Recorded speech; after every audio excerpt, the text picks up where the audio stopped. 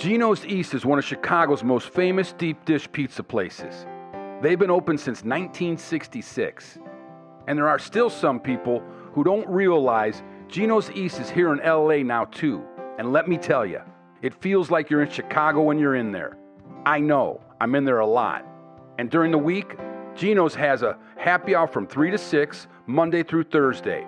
Get $5 drinks like Stella and Dark Horse Chardonnay. Also, $6 eats like spinach artichoke dip, garlic breadsticks, and a jumbo bowl of fries.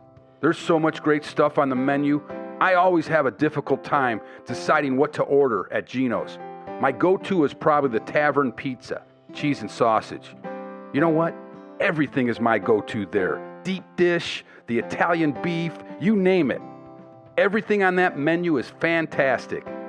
Gino's East of Chicago and Los Angeles was named Best Pizza in the Southland by LA Times readers 2 years in a row.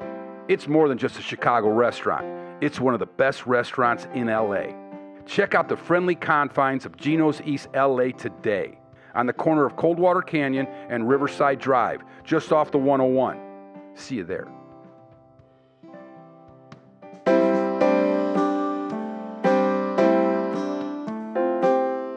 Sit back and relax. It's time for peanuts, popcorn, and Cracker Jacks. Hey, how's it going? I'm your host, Jeff Santo. I'm here with my wife, Christy. Hello, hello.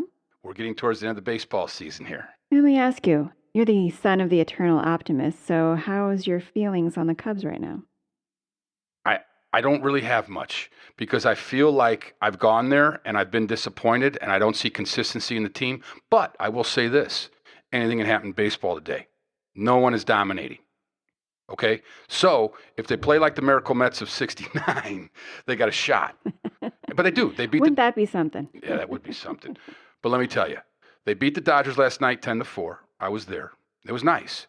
So they got to win a night and the next day. They got to win like... what do they got? 18 games left. They got to go 13 and 5. I think. So here's the thing. I last week, you know I'm on that text thread with my Irish brethren, right? We go back to our childhoods, high school, everything. And I'll throw a text out. Someone will throw a text out about the game or something and we'll all reply. I threw a text out after the Cubs, won 6 in a row and they brought it home. And then they lost that game to the Pirates because they were up 3-0 after 7, and they took out Talon and 4 scored in the 8th. And I'm like, how is this? How do you take a guy out with a 3-hit shutout? And I don't care if he's got 89 pitches. Sacrifice 11 more for another inning. And I put that out there. Nothing. Radio silence from my brethren. Oh, really? Yeah, and it was like quiet Cracker Jacks.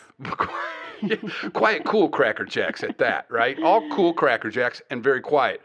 And a very quiet text thread, right? So I started sitting on it. I'm like, nah, they'll hit me sooner or later. Nothing.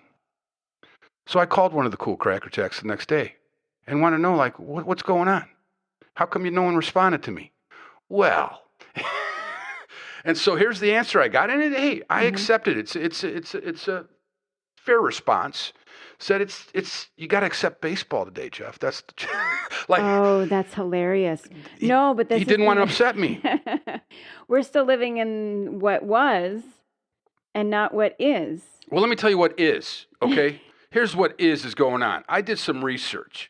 Do you know that there are only 5 teams that have one 300 hitter out of 30 teams? Oh my God, that's ridiculous. Only one team has 2 300 hitters, and that's the Astros, Alvarez and Altuve. And check this out. Like Toronto has one 300 hitter, Guerrero, awesome, hitting 322. The next closest is hitting 221.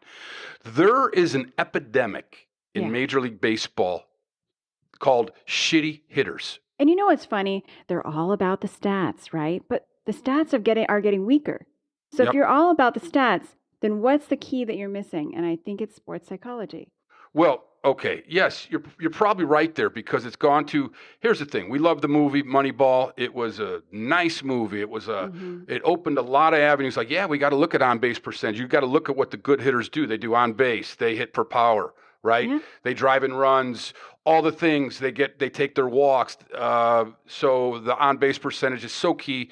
So, but now we've gone to a dark movie. I go back to the game. You're on a win streak in baseball. You tell me Leo DeRocher, Tommy Lasorda, any great manager of the past would say, I'm going to take my starting pitcher out after 7. He's got a 3-hit shutout. He's got 89 pitches. And we're in the pennant race right now. We've come back from a really kind of horrendous season, and we might still have a shot. No, I'm just going to take him out. Now, if I'm the bench coach, I'm going to do, well, let's think about this. Because if they score 4 in the 8th, that's a horrible decision, right? So why do it? Let's just go one more inning and get to the 9th.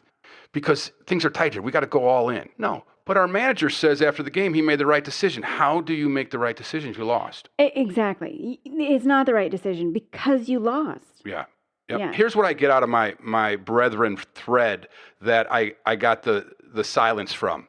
When there's silence, that means that you have accepted the outcome, that there's no more argument. And that's what it's getting to now in a lot of situations, baseball. It's like, what do you get? The box is getting smaller and smaller. Before you know it, they're pitching 5 innings and then 4. And then the hitters, let's pay a guy $10 million to hit 220. We have to change. We have to keep the argument going. We have to keep responding on our text threads and go, yeah, this is crap. We shouldn't be supporting this stuff because this is not big league baseball when 5 teams have one 300 hitter. We need to bring the heart back into baseball. There's something going on. And maybe it's, maybe you start looking at the analytics, the guys that they're hiring, maybe start hiring some, GMs that are players that get back to that and use what you learn from Moneyball, which there's some good things in there, but this has to stop. It needs to be balance of heart and mind. Consistency. Right? Yeah, you got it. Absolutely. So as far as where the Cubs are going to go, hey, if they surprise us all, boy, would that be something, but I wouldn't bet on it. But guess what? We got a great show today. We do have a great show today. This special guest of mine is, I got to tell you, he's a big fish. He's a whale. Such a cool cat. Such a cool cat. And can't wait for you here to discussion. And the crackerjack, too. It's Chicago coming to L.A. and bringing a Chicago vibe to L.A., and that's my crackerjack. So enjoy. Enjoy. Have you ever wondered how cool it would be to experience the life of a big league ball player? Well, at Northside Baseball Fantasy Camp, you'll enjoy the week of a lifetime, playing ball on pro-quality fields, being coached by and sharing a clubhouse with Cub legends including Fergie Jenkins, Jody Davis, Bob Denier, Sean Dunston, and Lee Smith. Imagine your first day at the camp at Northside. You enter into the clubhouse and see your locker with your nameplate and personalized home and away Cub uniforms, and then you see that one of your Cubs heroes has a locker right next to yours. No longer a fantasy. Your Cubs career is about to get real. At Northside Baseball Fantasy Camp, you'll stay in top-shelf accommodations and compete in a 10-game season that includes a playoff to determine the camp champions. My brother and I were on a couple of camp championship teams, and it got intense. It was great competition. And you'll have services of a professional training staff, and you'll need it, that's for sure. Plus a clubhouse attendant like the big leagues have. Picture yourself towing the rubber facing Ron Say or Willie Wilson or Ron Coomer. Yeah, that's right. And when you're in the batter's box, you better get ready to take some hacks against big league arms like Mike Remlinger, Ray Burris, and Tim Stoddard. Northside Baseball Fantasy Camp is run by veterans of Randy Huntley's Fantasy Camp. Randy's a legend and will always be remembered for this gift he gave to baseball fans, to all of us. His legacy is in good hands. Northside Camp runs January 26th to February 2nd, 2025 in Tucson, Arizona. Roster spots are limited, so grab yours today. Go to wavelandevents.com. That's wavelandevents.com and click on Northside Baseball Fantasy Camp link for more information and to register. You can also follow Northside Baseball Fantasy Camp on Facebook. Sign up now. My special guest today is one of the most accomplished sports broadcasters in history. He's got the stats to prove it. He's called over 5,000 baseball games, 22 MLB All-Star games, 25 MLB playoff series, and 24 World Series, over 1,500 professional football games, over 100 Monday night football games, 25 playoff games, and 6 Super Bowls.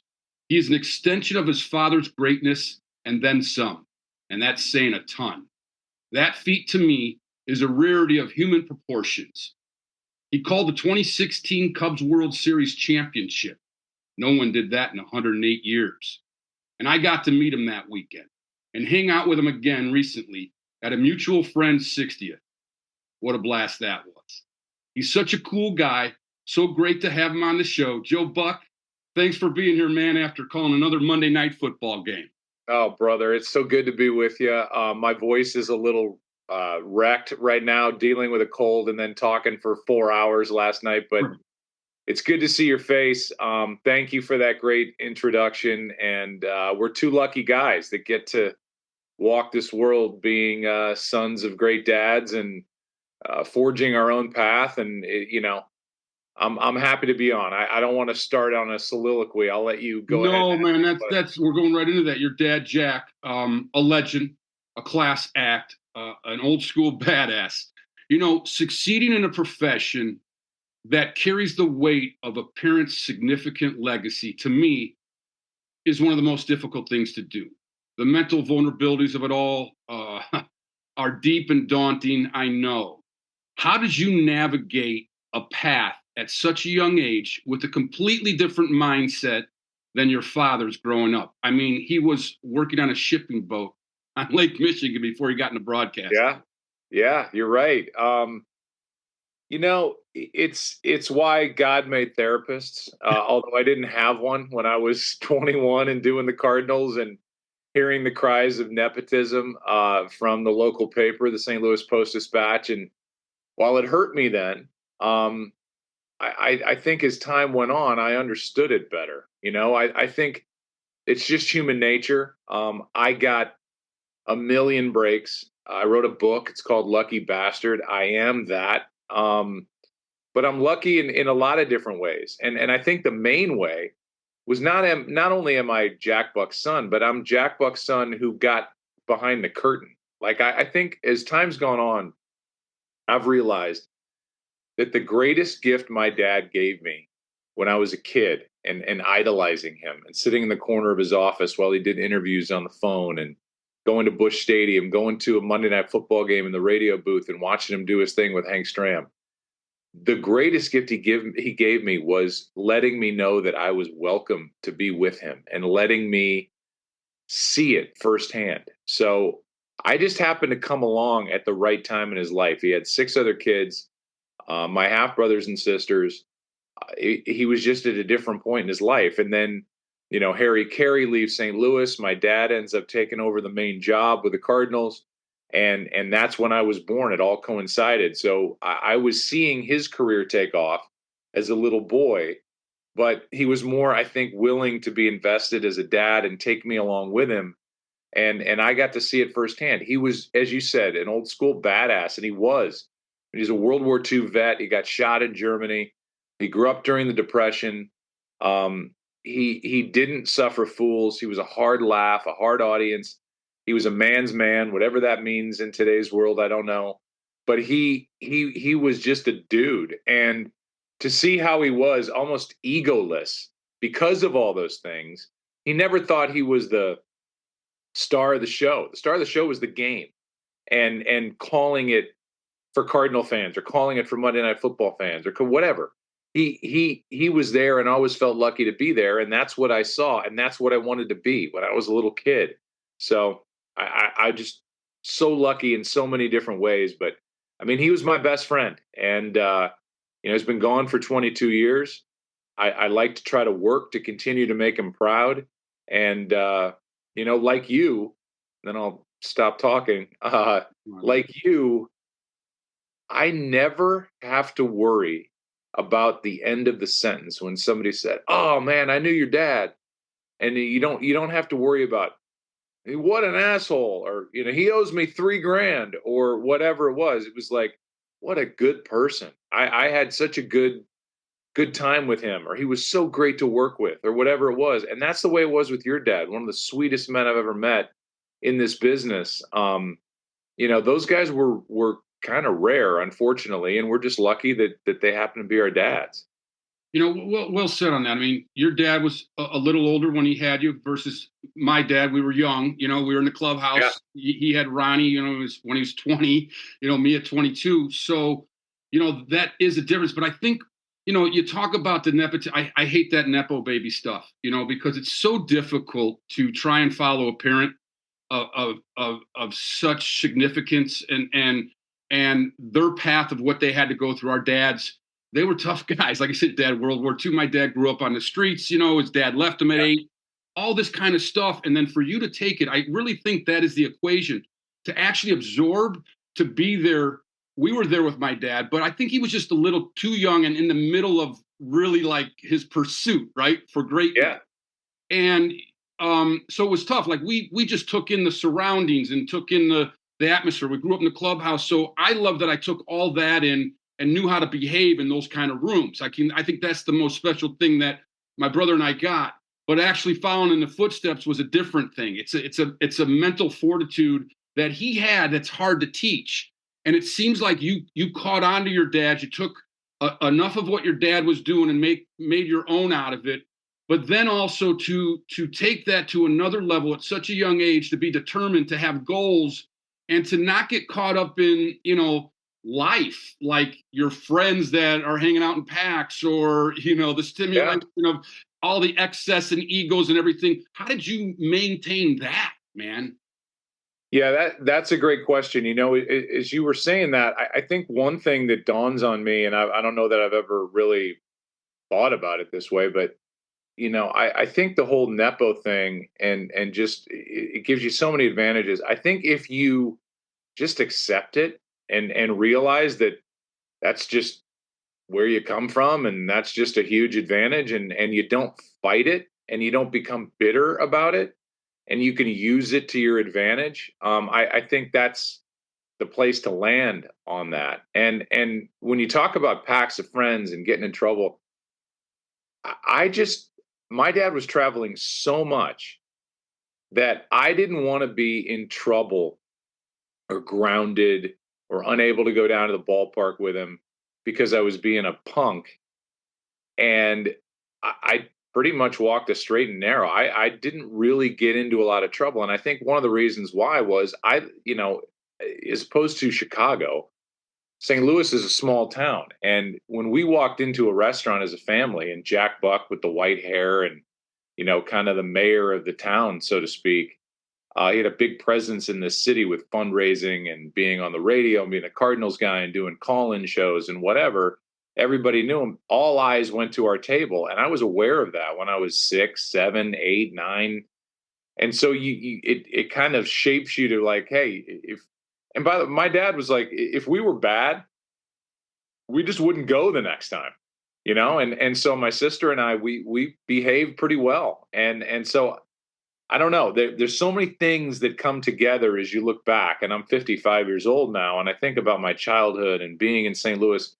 I was so lucky to grow up in kind of a smaller town because it kind of helped push me onto that straight and narrow path. So, you know what else? I had a great mom, and I have a great mom. And I think sometimes the moms get overlooked, but she did everything. And she was kind of mom and dad. My dad was always out of town. And this was not, we weren't FaceTiming in the 70s.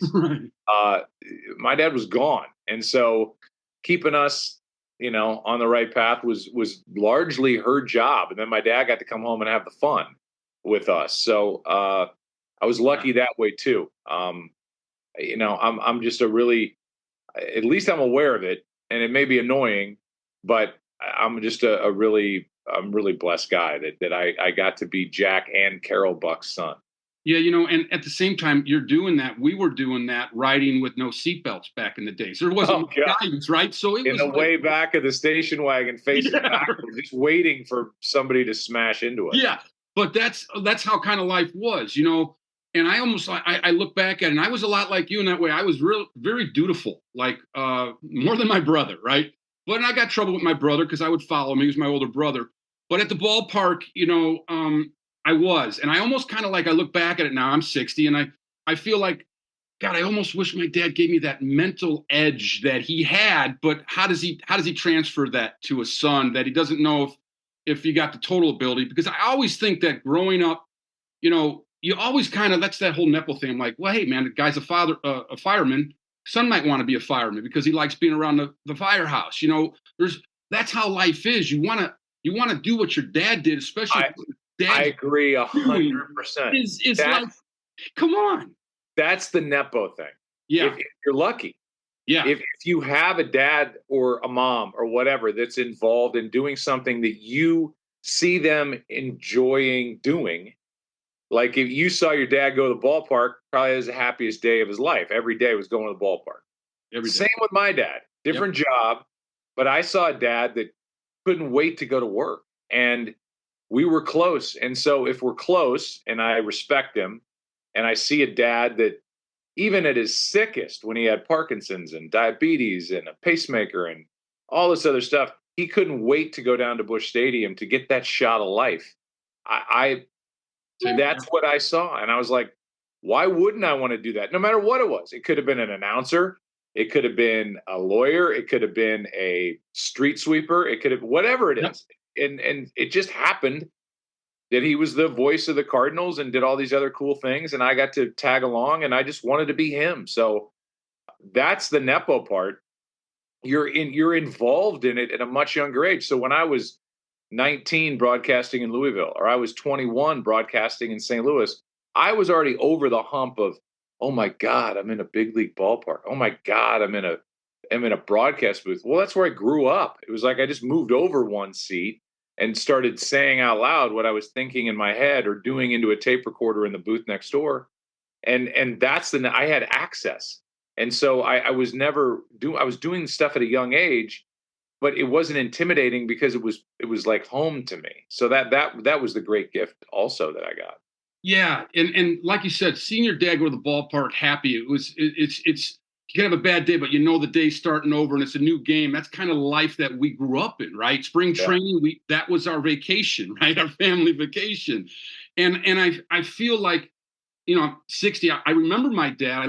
I always go back as a kid, and it's just the personality. And when he walked in a room like you're talking about, there's just something I remember that about him, right? Yeah. I remember everybody is gravitating to your dad, and everybody gravitate to my dad, and we see that. It's like, wow, that's dad. I saw my dad on TV for the first time, and I was a little kid, and I went up to the TV. I thought he was stuck in there. That's how dumb I was. But when you see a dad that can command a room, everybody's like, hey, Ronnie, come over here. Hey, Ronnie. It's the toast of the party, toast of the group. Again, why wouldn't you want to be that so how do I work toward that? It's different for me than it was for you, in that I think what I do is kind of an acquired skill, and I think it's reps and it's whatever.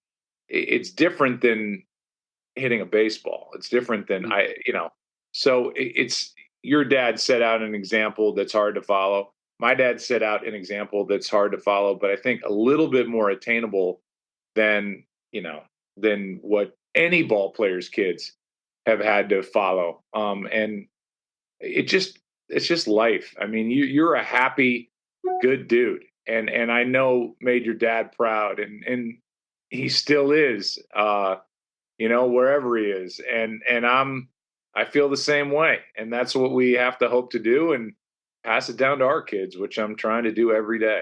Yeah, I thank you for saying that. But I still baseball, physical, you got to have that talent. But you're seeing more sons of ball players make it today because I think they're getting that full-on guidance, right? I think it's a little different than like we grew up with no seatbelts. It wasn't as much structure.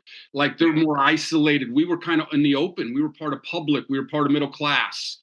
So you can get lost in that. And I just think like still that to do what you have done, to take the mentality of what your dad did, and how much did he teach you like outside of the game? Like, okay, Joe, you got the skills down now, but there's going to be a lot of stuff coming your way.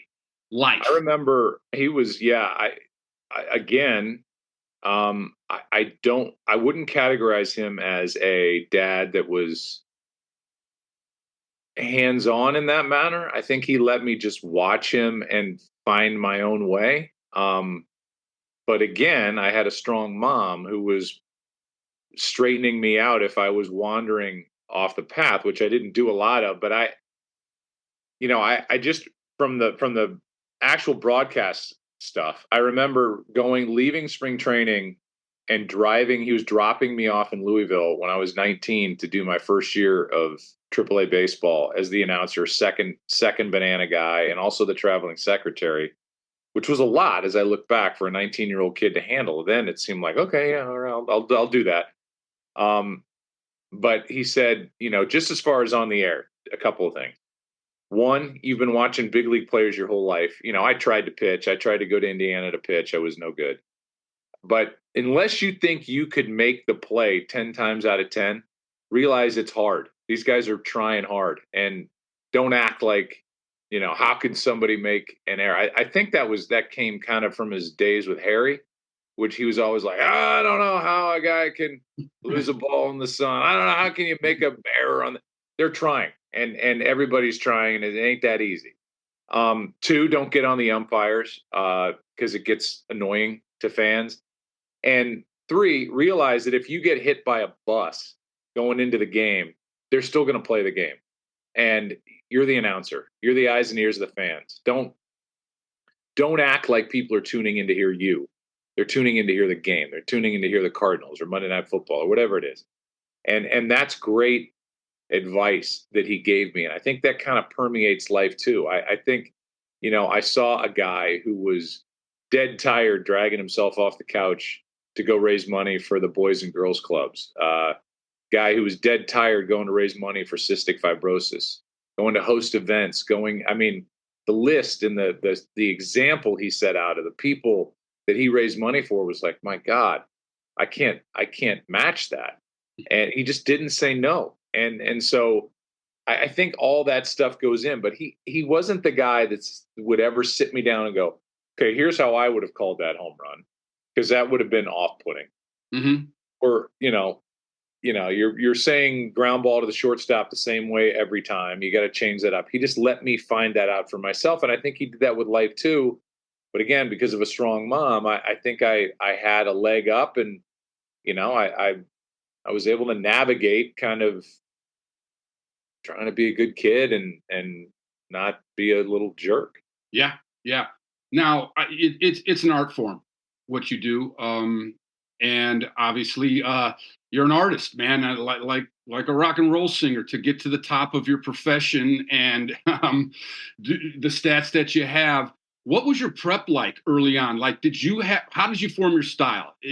That might not be the right question, but it's, that is the right. That's the exact right question. That's okay. A great question. And only a few people have asked me that. And that's what broadcasting is all about. You said it like a rock star, and I am not, and I'm not musical. My mom was on Broadway. She's got the musical talent in the family, but there is a rhythm, and and part of that rhythm becomes your style. And so it was hard to not be Jack Buck 2.0, because that's what I grew up listening to.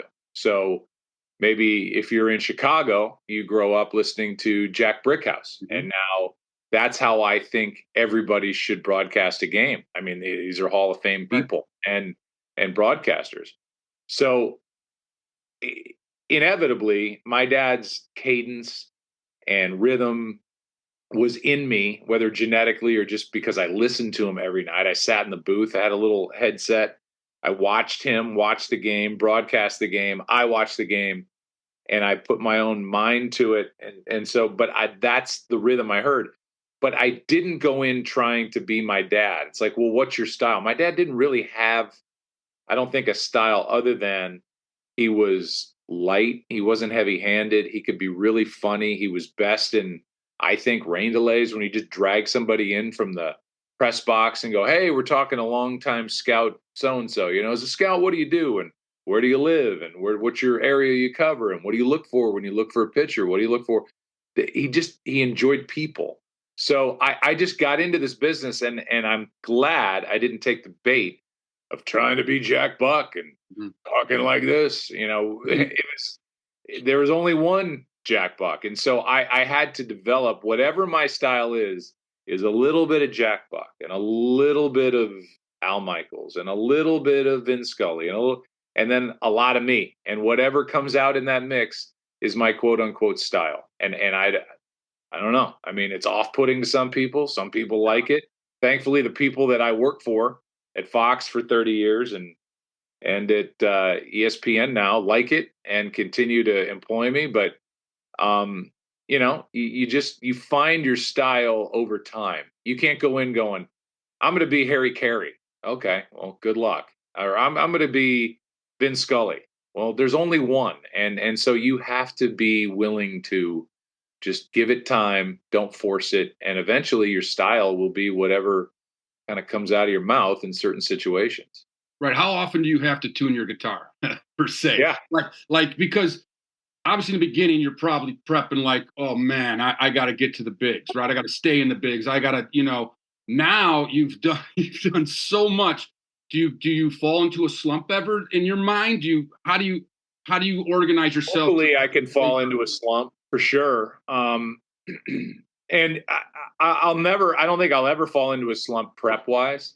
I think Mike Tirico makes me work harder. Al Michaels makes me work harder. Jim Nance makes me work harder. Kevin Burkhardt makes me work harder. The guys that do what I do at the other networks, they make me work harder. And when I'm tired, I'm like, I'm raising 6-year-olds. I'm 55. I've got daughters in their 20s. Right now, I've got a wife with a broken ankle, and we got mayhem going on over here. And I'd really love to go to bed because I'm on the road, and it's the first time the room's been quiet around me. But those other guys are on my shoulder, like, better get to work, better look at this up, better. So the prep never changes. But I mean, you can vocally struggle. I had a paralyzed vocal cord in 2011 from a botched hair transplant surgery. And it could have happened in any surgery. It's one of the waivers you sign that when they put a tube down your throat, it can damage your vocal cords. You don't really read those waivers. You just go, just sign it, and you're going into surgery. And so that's what happened. And I thought my world was collapsing. I was going through a divorce. My best friends, my daughters were heartbroken because of that. I have a lot of people relying on me to show up and go do these games and make the money I make because I've got this pyramid scheme of family that's all needing, whatever assistance I can bring. And it was stressful. And that, so life interjects, and it's like, I think the slump can be driven by life around you. And, fortunately I've got a family that I adore and I believe they adore me, and I go to work for them too. And so I carry all that with me too. And, if I ever skimp on the prep, that scares me because I would imagine, like, for a ball player, like, I didn't hit enough today. I'm not ready. I'm not ready to face whoever. For me, that's when I'm calm. If I know that I've done my work, I can go into a broadcast feeling like, okay, now I can just be myself. I'm not scrambling. I'm not trying to catch up. I'm ready and I'm prepped, and then I can relax and be myself. And that's a good feeling. So I want to get there before every game, and that's when I'm at my best. That's great, man. That's what it takes for greatness, man. I saw it in my dad. I mean, how many ground balls he would take, and the ones that discovered early, it's a gift that you did that. That's you though. That to me, I go back to that equation. Like, God, how do you figure it out? And take what your dad had and do that. I mean, you did all of that, and to me, that's mind blowing. But it's also like what you're saying. You're still doing that, and you're maintaining that high level. And that's like a warlike mentality, individual mentality that is keeping everyone healthy around you too. Yeah. I mean, I literally, and I, to be honest with you, I saw my dad do the same thing, not to keep going back to that, but we grew up middle class, and I think the perception would be, oh, Jack Buck, he made millions of dollars as the Cardinals announcer. And it just wasn't that way.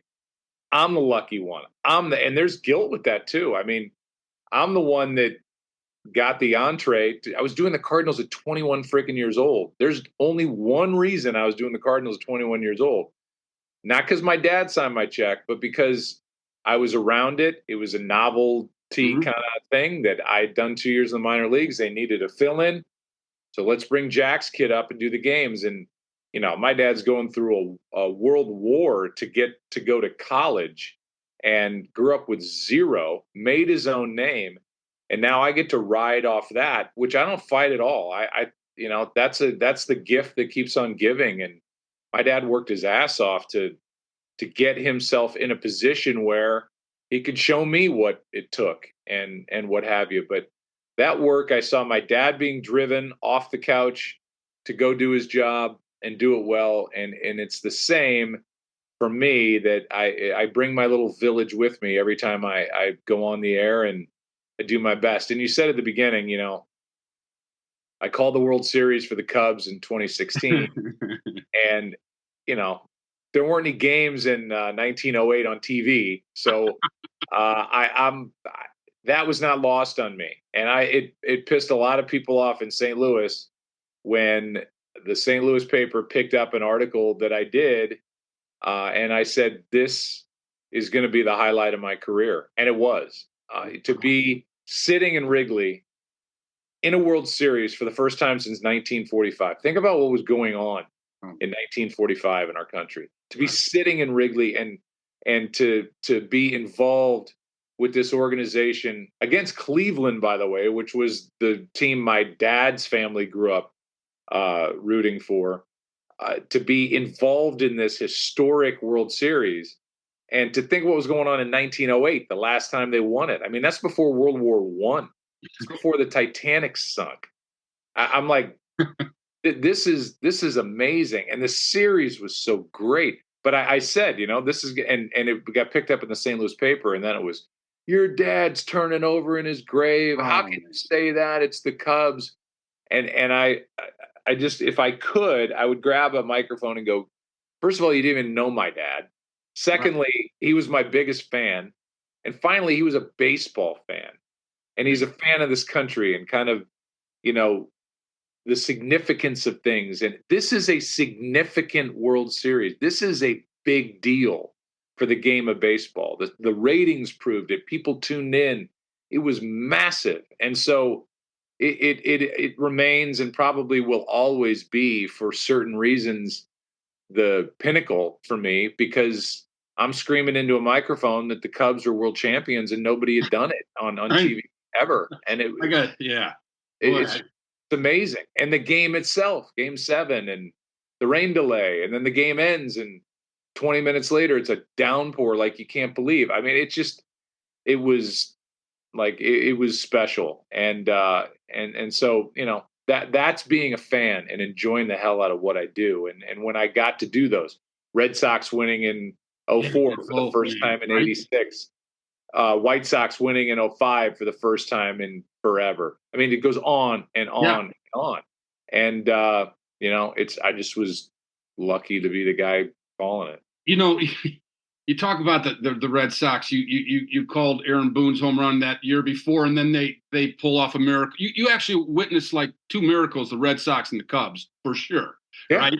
And above. And I, what you're saying about the history of the Cubs and how Cardinal fans could say that. I always look at the Cardinals and Cubs rivalry as not a rivalry, because you guys have won so many World Series, right? I'd be like, come on, you got to give us a break once in a while. And most Cardinal fans would be, you're right. We're happy for you in 2016. And I think they were. For them to say that, though, because coming from a son of a father who would have given anything for a World Series champion. I was thinking of your dad when that was happening, because the beauty of your dad was just the sheer love he had, not just for the game, but for the Cubs, and him, being excited during a home run. And while whoever was calling on the radio, whether it's Pat or somebody else that was doing it, and he's just in, and he's like, oh, come on. Yeah. Like, that's just sheer love of the organization, the game itself,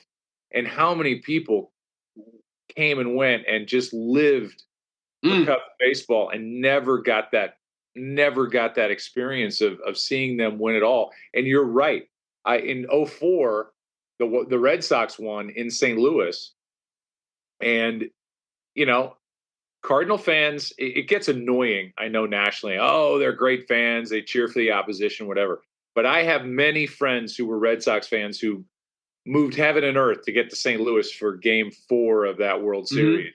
And they were like, I'm telling you, Cardinal fans were buying us beers. Cardinal fan, I mean, it was over. It was just kind of witnessing history at that point. And it was almost like, okay, we're over with the whole Cardinals Red Sox thing and all. Like, enjoy, congratulations, this is amazing, and we're getting to see it firsthand. I mean, the Farley brothers were filming a movie, right. That Fever Pitch, I think it was called. And they had to change the ending because it was supposed to be, it's another year, more Red Sox. And so they were there. Drew Barrymore was in Busch Stadium the night the Red Sox won it. Jimmy Fallon was there. They filmed the end scene at Busch Stadium, and I was with one of the Fairleys at a charity event. They're like, "Oh my God!" Cardinal fans were like, "Here, sit down, let's." And they didn't even know who, either Peter or Bobby Fairley were. They just were they knew they were Red Sox fans, so they were just nice to him. I feel the same way with Cardinals Cubs. I feel like, there's a rivalry, but it's kind of like, that's our rivalry. Like, we grew up to not like the Cubs, and Cubs fans grew up to not like the Cardinals, but there's like a respect there that when it comes down to it, it's like tip of the cap. Well done and congratulations. Yeah, and it seems like that 2004, the miracle was the Yankees, obviously, right? Getting past the Aaron Boone home run the year before, and then down 3-0. And then the Cubs, the rain delay, similar miracle there. What were you thinking in that rain delay, Joe? I mean, little did we know that Jason Hayward was down there getting guys ready to go by. We don't know any of that stuff. I think we're up there like, good God, can this rain please stop? This is too good. Like, this can't go on to where you pick it up the next day, and then it's like, okay, here we are in the 10th inning or wherever we were, 11th, I don't know.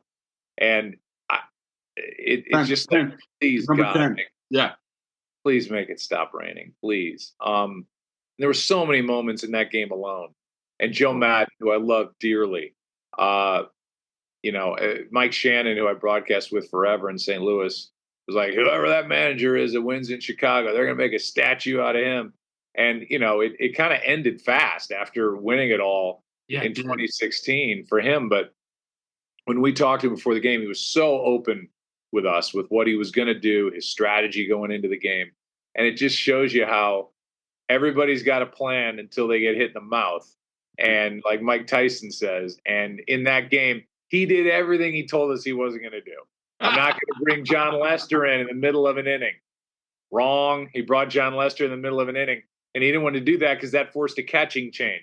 And now Ross is out, but Ross hits a home run. And I'm not going to bring Aroldis Chapman in too early. The guy's on fumes, and wrong. He comes in and whatever the 8th inning. I mean, he had a quick hook, for Hendricks. And I mean, it kind of set the whole domino effect. There was a little panic there. It's like, God, we can't blow this. And then, you get tied and you win in extra innings. And it was just like, whoa, this is as good as baseball gets. Yeah. And for you to be there, man, and calling it all. And, you talk about that too, like that game just for our family. I mean, so many people that were wearing around Wrigley, wearing Ernie and my dad's jerseys. And just though the heaviness of not winning the 69, you don't realize it carries in the family. Almost become like, am I losing in life? Yeah, I know. Seriously. I mean, because I think it affected my dad so much that he wanted to see it as a broadcaster and didn't see that. And so I remember the end of that game, I got a call from WGN and Andy Mazer and, Jeff, can you talk? And I was like, my wife and I were moving to California the next day, had the U-Haul packed, and I couldn't almost even talk. I went to a dark corner. I'm like, I don't even know what the hell's going on here.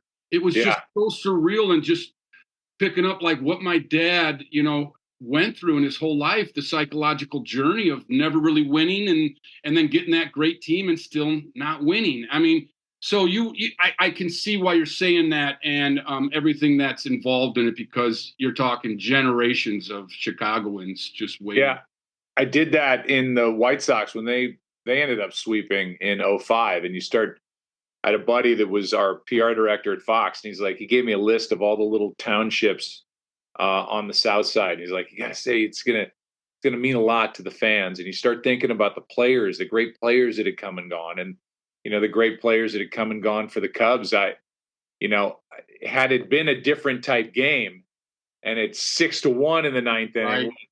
that's a different story. Now you can start going through for Billy Williams, for Ron Santo, for Ernie Banks. You just go on and on and on. And it just wasn't that type game. So I could never really get there. It's like, okay, bam, it's over. And it was tense right until the end. And then the beauty of it was, as normally when you're doing the game on TV, you kind of say it and you get out of the way and you let the crowd react. If a team wins at home, it's awesome because the place is going nuts and the director's showing all these different shots. And there's nothing for me to say. We take cameras out there that have microphones. You can hear these men reacting like little boys, and just because they love, for the love of the game. And it's just special. And you don't talk over that. Well, when a team wins a game 7 in a World Series on the road, typically it's crickets. Like when the White Sox won in Houston, it's just dead quiet. Well, in this case, there were so many Cub fans that were in Cleveland for game 7 that by then the Cleveland fans are packed up and pissed off and walking out of the stadium. And the Cubs fans were making enough noise where I could be quiet and there was crowd celebrating. And the players, it's like, this is on the road, but it was so cool because there were so many Cub fans that were there. And it would have been nuts had Cleveland won because they haven't won in a long time. Right.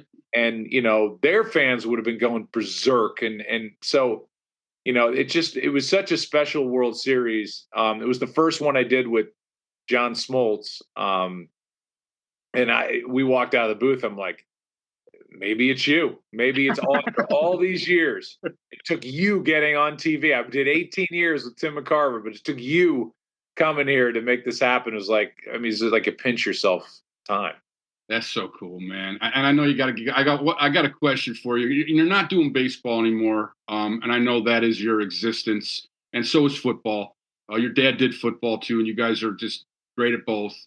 Is baseball your sport as far as announcing? And are you going to ever go back to it? For a lot of reasons it is, because there's more room in there. Like if football's so huge, it's just massive, and the ratings are nuts. And you do a Super Bowl and you're doing it for 100. I've done one for 112 million people, and that's intimidating. And it's got 3 hours of a high wire act, and don't look down because it'll get you.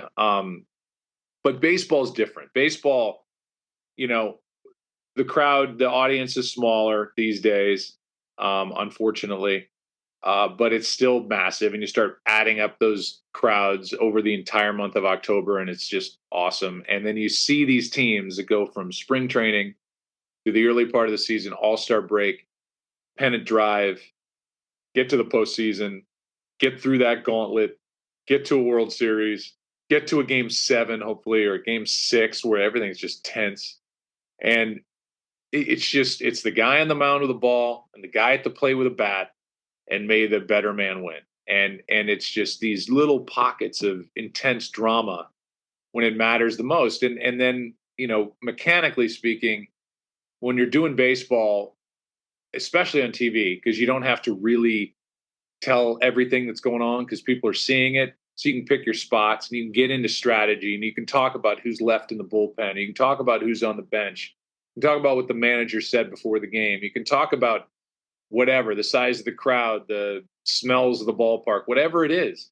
And there's room in there. In football, it's, okay, here's the snap. And I go, in the case of last night, Purdy finds Debo over the right side, 6 yards, tackled by Gardner. Second down coming up. Quiet. Troy talks. Play clock's winding down.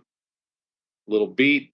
Now it's second down and 4. And then you do it all over. It's a series of that over and over again. But because of the play clock, and now it's different because of the pitch clock, but you just find yourself going play by play by play by play. Baseball, it's like your mind can go so many different directions. In the game, when it's at its best with the strategy and the management of the bullpen and workload of starting pitchers and whatever. It's just there's a lot of room in there to do more, and that's why it's a bit more challenging, but it's a bit more rewarding as an announcer. And will I do it again? Maybe. Probably not nationally. I think I'm done with that. I've done 24 World Series. I don't feel like I need to do anymore. But following a team, whether it's the Cubs, or the Cardinals, or the Rockies, or the Rangers, and being the eyes and ears of those fans, and then you can do it. It's why Cub fans go, "Oh, you hate the Cubs," because you show up in the World Series and the Indians player, and they were called the Indians then, hits a home run. I've got to get excited for that. Right. That's my job. Mm-hmm. And when you're doing the local stuff, right, it's what fans hear every day.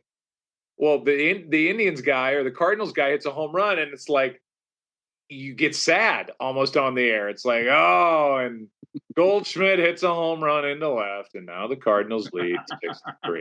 And then, but if you do it nationally, you got to go Goldschmidt into left, and the Cardinals lead, and every Cubs fan's like, shut up! Why do you love Goldschmidt and the Cardinals? And it's just the way it is. So to be able to do that again for a team and be like, you think like the fan, like, hey, we're winning, we're losing. What do we need to do to be winning again? Right. Be in Switzerland and making everybody mad because you're excited no matter what.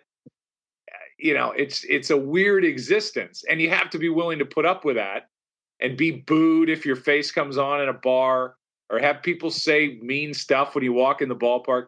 You have to, put up with that or don't do it. Like that's just the way it is. And it gets its own life on social media and what have you. But I remember my dad when I was a kid he did 2 years of national TV World Series with Tim McCarver, and Pirates fans hated him. And then, whoever, Braves fans and Twins fans. But they had to send a letter in. And and nobody read it. And every once in a while, one would sneak through, and it'd be at our house like, "You suck, you're the worst." Right. But there was no Twitter where like, this guy sucks. He's the worst. He hates my team. I hate you. You're awful. So it's just kind of, hey, either put up with that stuff and cash your check, or go home and suck your thumb. And I'd rather cash the check. Let me ask you this though: did baseball, been around it my whole life. We were both born into it. It is changing, man. You have watched so many games from above, literally, and do you just look down and go, these managers, man, some of the moves. I feel bad for them. I feel bad for the managers because a lot of decisions are not in their hands.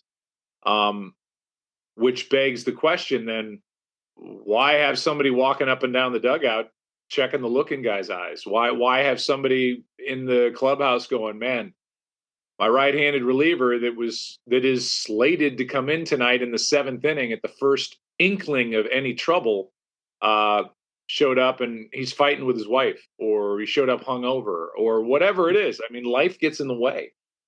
And that's what managers are paid to do. Like, who wants the ball right now? I don't care what the stats say. And the stats are history. Now, I'm not doing the get off my lawn act. I get it. Analytics are a great tool, but they can't be the end all be all. And there has to be room in there for, I have a gut. I mean, Don Zimmer, did anybody manage with their gut more than Don Zimmer with the Cubs? I mean, sometimes it defied logic, but I'm going to roll these dice because I feel like this is going to win. And these guys don't have that freedom anymore. And so, whether it's just analytic ball and that it should be a tool, a big tool, but it can't be the judge and jury on this thing. And I feel like we're kind of getting there, where moves are made at 2:00 in the afternoon for a night game, and no two situations are the same. It happens in the NFL, and we go ESPN analytics on this 4th and 1 at the 38-yard line says to go. Well, okay, that's great, but who's the quarterback? Who's the left tackle? Is a running back, maybe he tweaked his hamstring. Maybe none of that is taken into consideration. These are just facts and figures based on history of every team going into a computer and going, well, our AI logic or our analytic logic says that you'd be better off going here. Well, no two situations are the same. So I talked to Kyle Shanahan about it, not to go on a rant. And I said, you didn't go for a 2-point conversion the entire year last year. Is that just coincidence? He goes, I'm going to always take the free point. And analytics sometimes says, in the third quarter, go for 2. I'm not that guy. If I have a free point, I'm taking it. And if in the fourth quarter we score a touchdown and we're trailing by 2 and there's 14 seconds left, we'll go for 2 because that's when it makes sense. But before that, I'm going to take the free point. There's nothing wrong with points in this game. And he's like, I know what analytics say. I get it, but I'm the head coach and I'm going to make that decision. And I was like, oh my God, praise you. Because I feel like there still has to be a human element in this thing. And sometimes I feel like that's getting lost. Yeah. I wonder if we can reverse that, because even like last week, the Cubs had a 6-game win streak going and come home. They went 8-1 on the road. And I'm just thinking, okay, you're in a playoff hunt far out. It's, you got to do a lot. You got to be the Miracle Mets here. Maybe we can. Who knows, right? But like Tommy Lasorda, any kind of manager back in the day would not pull their starter with a 3-hit shutout in the 7th.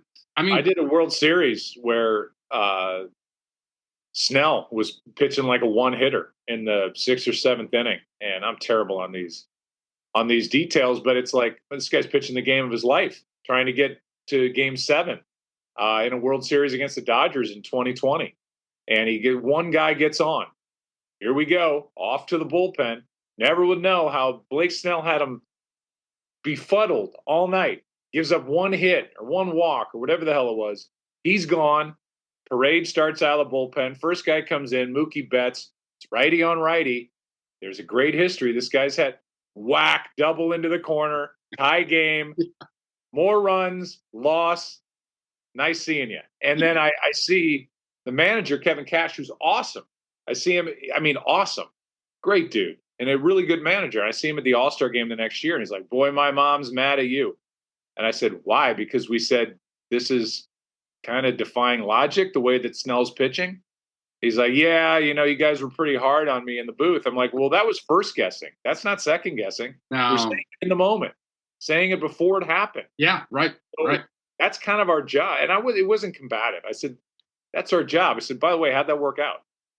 Right. And yeah, and that's the thing. It's like you're on a win streak. In baseball, don't hurt the streak, but looking at the worst case scenario, if you bring a guy in that gives up 4 runs in the 8th inning, well, that's not a good decision then. If you could just, for what, maybe 11 pitches that might hurt his arm.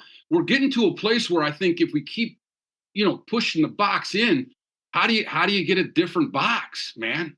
I don't know. I'm with you. I think at some point it swings back the other way. Everything self-corrects if it needs correcting. I'm now the old guy. I used to be oh my God, he's calling the World Series at 27. Well, now I'm 55. So this stuff's passed me by. But, when John and Smoltz and I were doing it, and Smoltz is obviously old school, like, keep the starter. Are you kidding me? We'll never know how great this guy could be because he never gets a chance to be great. He never gets a chance to pitch in the 8th inning. He's done. And so, but then it's like, oh, Buck and Smoltz, that they're the get off my lawn guys. They don't love baseball. It's like, no, the opposite. I love baseball. I know what I grew up on. I've seen how great this game can be. Let's bring a little bit of that back in. Let's train pitchers to try to pitch 7, 8, 9. Are you kidding me? 9 innings? I mean, that doesn't happen. So that's all that stuff. Yeah. Well, I hope you get back in the game of baseball, man. You're phenomenal. And what's ahead? Like, I know we got Monday Night Football, 2028 Olympics for you. No, God, no. Pole vaulter. No, I'm done. I'm happy. I got 6-year-old boys. I got you. I've got a wife I'm about to take to the doctor for a broken ankle. And I'm content. I'm not the guy that's always like, hey, I wish I was doing that. I wish I was doing that. I wish I was Mike Tirico. I wish I was hosting the Olympics. I'm good. I've done more than I ever thought I would, times a factor of 50. And I'm just good, having fun, raising sons, doing Monday Night Football, working with Troy, and living life. That's awesome. And do your sons like the behind the mic stuff? Oh yeah. Well, we got one who thinks he's Michael Jackson reincarnate, and then we've got the other who's a left-handed power hitter. Right on, man. I'm gonna ride this kid. He's gonna be my ticket. I'm gonna finally be that dad, that annoying dad in the crowd. Like, come on, Blake. What are you looking at? But he hits the crap out of the ball. So That's awesome, Joe. So thankful for coming on, man. Just you're a great guy, dude, and just a lot of fun to hang around. Your personality's awesome, and man, I hope I see you down the road soon. Oh, you will. We have that mutual friend you referenced. I'm sure we do, man. That's awesome. All right, brother. Man. Thanks, Jim. Thanks again, Joe. All right. See ya. This Santo moment is brought to you by Onesti Entertainment. During spring training on March 28, 1970, Ray Sons of the Chicago Daily News writes, Cub fans will have to love and hate the same old Ron Santo in the new baseball season. I can't be different. Santo said the other day. That's the way I am. I holler a lot, throw my helmet and bat, show emotion more than anyone else. If I didn't show it out there on the field, I'd bring it home and let it out on my family. Or I'd let it out on kids who wait outside the park for autographs. There's a lot of frustration in baseball. If I kept it inside me, I might get sick. That Santoid was brought to you by Onesti Entertainment.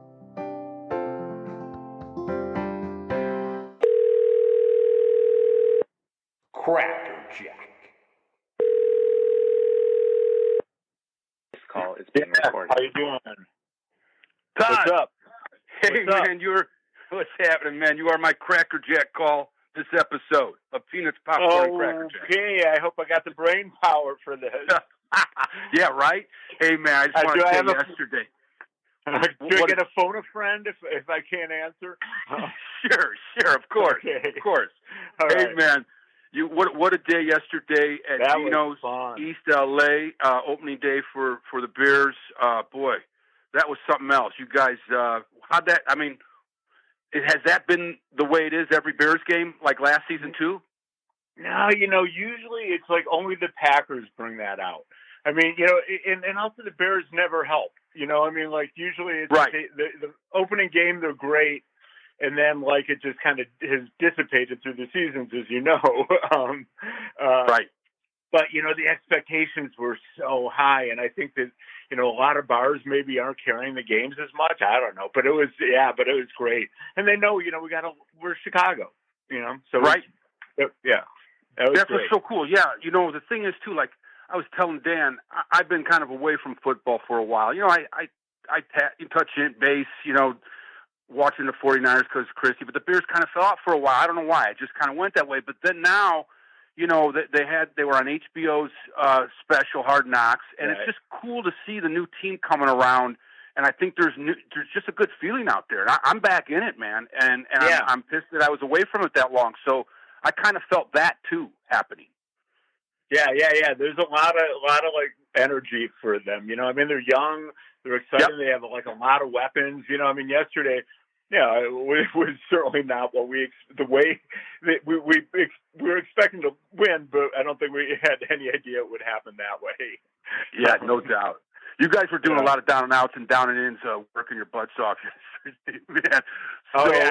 But you know what? It's so weird because I feel like the first half I was really busy, so I missed all the bad stuff, and then stuff slowed down in the second half. People weren't eating and drinking as much, so I was able to see the comeback, which was great. Yeah, and I got to say, Gino's East out here, you guys have been great. You've been a supporter of the podcast, but you guys are great guys. And there's a story behind both of you, which is so cool, which I love talking about. The show is about stories, individual stories and team stories. But your story, both of you guys being lifetime friends, you and Dan. And I talked with Dan before. You both were in the entertainment business, and you were a writer. Tell me about that, man. How'd that start for you? I mean, I weirdly, I'll go way back, which was, a friend of mine was a year ahead of me in high school. He goes off to college. He comes back and he said, I'm a film major. And I'm like, I had no idea anybody could do that. Truly, like back in the Midwest and, that era, it's like, who thought of like going into the film business?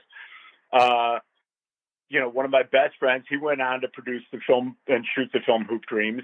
And so like I went to college and it's like, okay, I'll give it a shot. I'm creative. And so I go to college. I'm a film major. I meet some guys there. We graduate. They bring me out to California, to Riverside, to do commercials with them. From there, they imploded fairly quickly. But my brother, who was a personality, he was a radio personality in San Diego, and he had a spot on the nightly news, 3 nights a week doing comedy commentary. He also was doing stand-up. They gave him a nightly show, half hour a night, and to do whatever he wanted with on the CBS affiliate there. And I went down and we started writing skits, and so I kind of learned the craft from there. We did about 3.5 years of that, 800 some episodes, I think. Wow, man. Yeah, it was awesome. The most humiliating thing was being nominated for an Emmy and losing to my brother. But wow, now that was that was like a local station that your brother worked at. You left LA to go down there and kind of formed your craft from doing all the episodes. Yeah, it was great. Outstanding. Yeah. You got extra money if you were in something, you got extra money, so I'd write myself into stuff. Excellent, man. And did you grow up in Chicago and then found your way out here from the business, and your brother was already living out here? Yeah. He's kind of a comedian. Exactly. My brother actually was a disc jockey in Chicago in the early 70s, in the days of underground radio at a station called WGLD. That then a lot of those jocks went to WSRT. My brother's best friend, John Platt, was one of the founders of WSRT. And so, I was familiar with it. I was around it, but my brother's 12 years older than me. So, there was also he was off doing his thing, while I was a baby still. But that still kind of gave you okay, you were aware of the industry, and there's a living to be made of somewhat, right? Exactly. So, yeah. Exactly. I remember a family legendary story was my brother he got his first radio job and wanted to drop out of college. And my dad knew Jack Brickhouse, and my brother was at Bradley. Brickhouse was a Bradley, famous Bradley alumni, and Brickhouse went and sat down with my brother and convinced my brother not to drop out of college. How cool is that, right? Yep. Oh my God, that's something else. Yep. So I did. So that was kind of my how I learned it. And so when you came back to LA. Now you've been on a lot of shows like Everyone Loves Raymond, According to Jim, Suddenly Susan. Yep. So talk about that. How did you get back here? Well, my first break, I came back up because I knew there was nothing left in San Diego. After, we'd burned all the local television we could, and I knew that I wanted to do something. I came up here at a party from somebody also I knew from Columbia College, meet a woman named Linda Mancuso, who was an executive. Oh, I met Linda. Yeah, I know Linda. Oh, my God. Yeah, Linda passed with Yeah, everybody knew Linda. Everybody knew Linda. Yeah. She's a wonderful woman.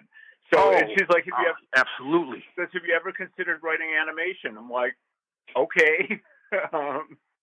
And a few days later, a stack of Scooby-Doo scripts show up on my door.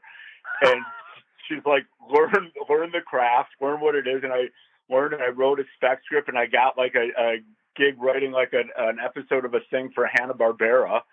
And then I got a couple other children's shows, and I wrote animation for about 3 years. Eventually got into the Warner Brothers Television Writers Workshop with a Chicagoan, became my writing partner. We got in together, and then we started getting on sitcoms. We got an agent. Our first show was set in Chicago. It was a sitcom, shot out here, but it was about a Chicago family court judge. And so, we were able to bring all of that Chicago-based knowledge to the show with, a couple of great Chicago actors. And then, probably the show that really kind of put us on the map when I had a writing partner was Ellen. that was like that was groundbreaking. And so and then just kind of really was fortunate, and I guess there was some talent involved too, but just built, of course, show after show, bringing and so much of it was bringing ideas from from the life that I've lived, and to going, hey, here's something that happened to me. What about this? According to Jim, nobody was from Chicago on that show. None of the writers originally that were from Chicago. Wow. And, and I'm like, what about this? What about, because they knew Chicago. I mean, we had Urlacher on the show. Nobody who knew who Urlacher was. It was his second season. And, we got Brian Urlacher on the show. That's great, man. And what was like, what drew you to the comedy side? Was that your brother, or you kind of had a knack for that growing up? Was that your kind of lane?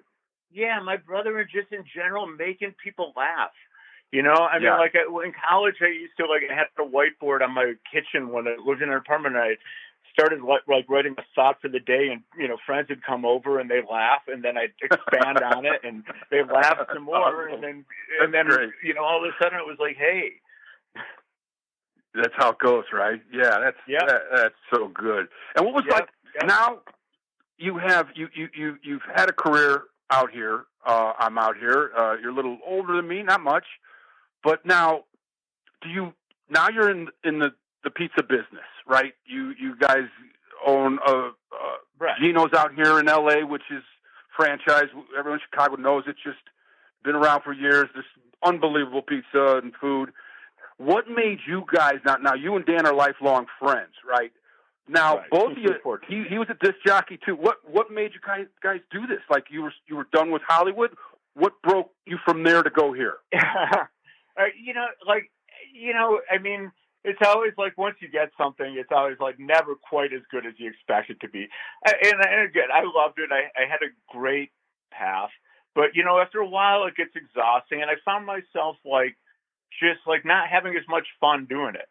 I was not quite phoning it in, but I go into the room and I'd be like, okay, we've done this story before. I had, I was fortunate enough that I co-created a show that was on the Disney Channel for a couple of years, but even that felt like I didn't, and I was lucky enough to cast Dick Buckus in it. So while I didn't enjoy the gig, I got to cast Dick Buckus. So, there's the good and the bad and everything.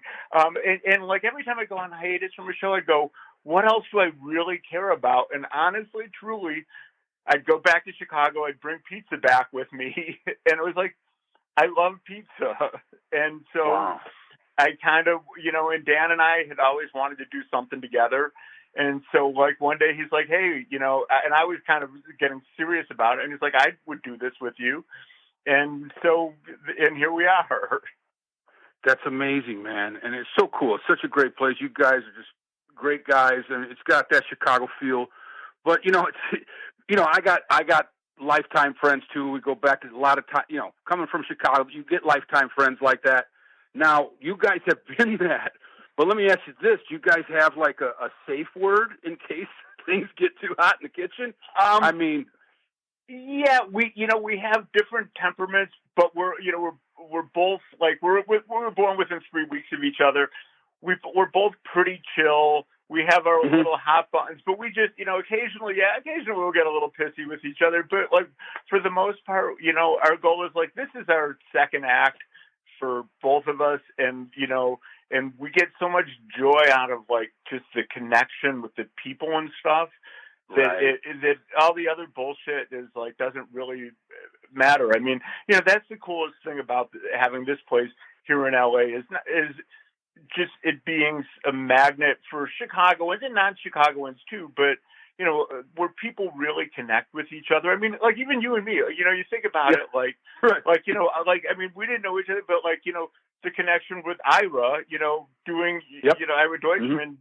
In your film and Hoop Dreams and, my friend Peter Gilbert. It's just that connectivity is so Chicago.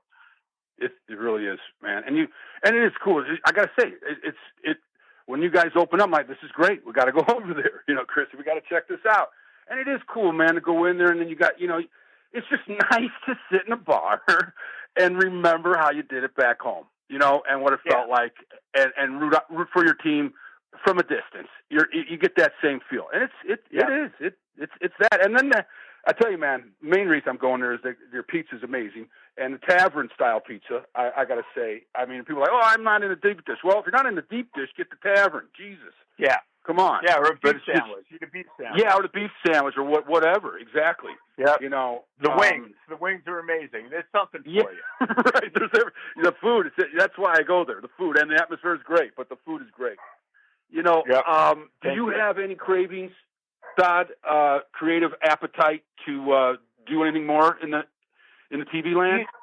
You know, I mean, like the thing that, like I keep, you know, like what I said, the thing that I've found out, the story, and you know, it's funny, like we had joked about doing a documentary before we opened, but the thing that I've really found that's so interesting about this place is the connectivity of, like I said, with you and with just everybody. I mean, Dan meets people from his life, you know, I mean, the things, the opportunities that are brought to us through these Chicago wings, you know, we're 1 degree from everybody. And so, you know, that those kinds of stories that have come out of it, you know, that I write down every night after we, you know, go home with this people, you know, if you know, I'll meet people who, like, you know, I went, you know, to kindergarten with, you know, and stuff just out, you know, and it's just like putting the pieces together. It's almost like detective work to find out. Somebody comes in from Chicago and they say what school they went to, and to do the detective work of how we know them, you know. Right. So creatively, like I haven't found the way to, like, you know, to congeal it all together and make it, you know, a succinct story. But I feel like there's that sort of, you know, that you know, like that the idea that we are all connected in some way, and that sometimes we're uber connected, like.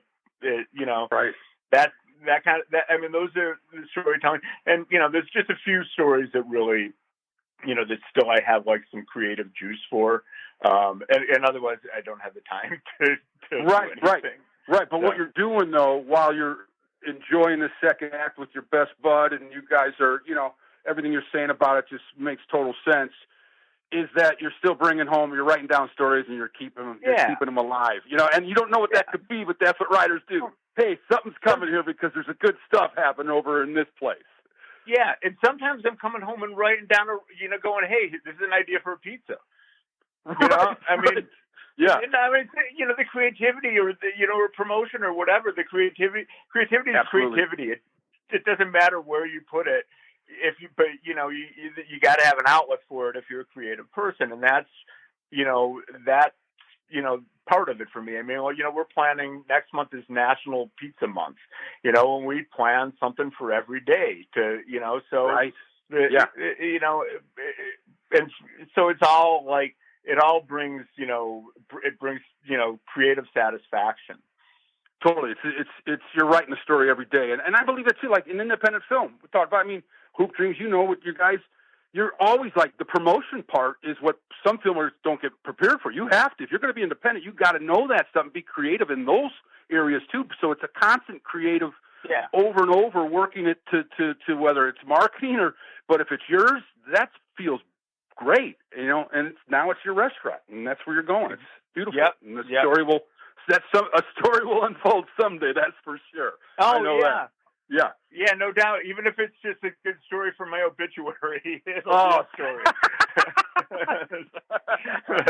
Oh, man. Great talking to you, Tod. All right. Man, I will see you soon. Thanks. Definitely. I'll see you soon. All right, we'll see you soon. Take care, man. Yeah, bye-bye. Have a good day. Bye. This podcast is brought to you by Bernie's Tap and Grill.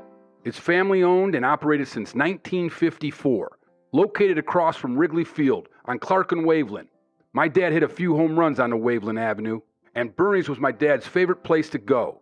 It's got delicious food, 4 full-service bars, an awesome beer garden, a sidewalk patio cafe, and a cool upstairs area. It's the place I've always met my friends at before and after games. Go on by and tell Linda Dillman Jeff Santos sent you. Bernie's Tap and Grill, where you go when you go to Wrigley. Thanks for listening to our show. Special thanks to our cool crackerjacks, Scott Nelson, Jim McCauley, Debbie Foley, Sherry Matarisi, Terry O'Brien, Gary Tallman, Anne-Marie Piscule, Jim Muleschlegel, Liz Rutherford, and Mac McPhillamy. This show is made possible because of them and all our subscribers. If you want to support the show and be a cool crackerjack yourself, subscribe on our Patreon page. Click the link below this episode or go to the Patreon tab on our website, www.peanutspopcornandcrackerjacks.com. Our long-term cool crackerjacks get a members-only t-shirt, so sign up now to be a part of the club. To get notified of the next episode, click the follow button or sign up on Patreon for free. And leave a review on Apple Podcasts or Spotify. And don't hesitate to write, give us suggestions, tell us how you're liking the show. Email jeff.ppcpodcast@gmail.com. For my closing quote, the minute you get away from fundamentals, whether it's proper technique, work ethic, or mental preparation, the bottom can fall out of your game, your schoolwork, your job, whatever you are doing. Michael Jordan. Toodaloo. This Old Cub, the documentary about former 9-time All-Star third baseman, broadcaster, and Chicago Cubs legend Ron Santo and his lifelong battle with diabetes. Santo was the first major league position player to play professional baseball with type 1 diabetes, insulin dependent. This Old Cub captures the spirit of a man and his will to achieve. Santo is the ultimate optimist and therefore the ultimate Cub. Buy the DVD at santofilms.com. We also have t-shirts and other merchandise. Go to santofilms.com or santofilms.bigcartel.com.